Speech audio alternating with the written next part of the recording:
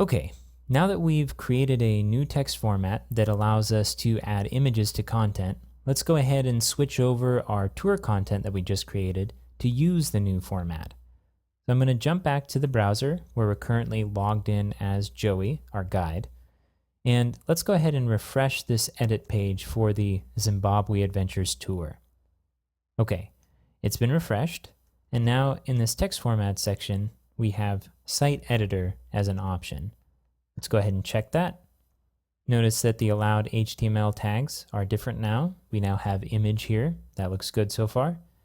Let's go ahead and scroll down and click Save. Okay, we now have our image. So everything's looking good. Let's go ahead and go back to the edit page. I wanted to point out something really quick. I'm going to click Edit on this page. Now again, this user has permission to edit their own tours, so this Edit tab will show up for them, but it won't show up for other guides whose tour this is not. And I'm going to scroll down, and I'm going to take a look at this text format options set right now.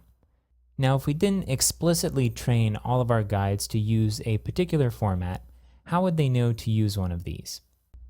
Probably the simplest way to help our users understand which text formats they can use is by disabling ones that they're not going to use and limiting their options.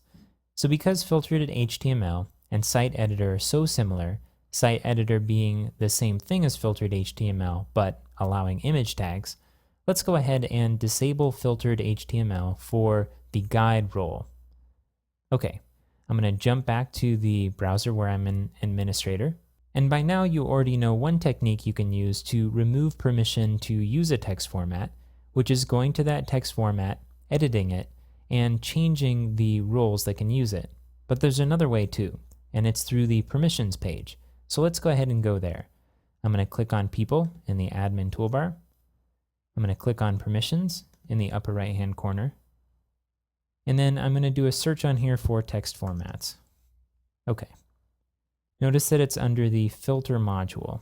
So you see we have the Use the Filtered HTML text format permission, Use the Site Editor text format permission, and Use the Full HTML text format permission. So for the Site Editor format that we just created, you see that we have the Administrator and Guide checkboxes checked. For Filtered HTML, we have all of them checked.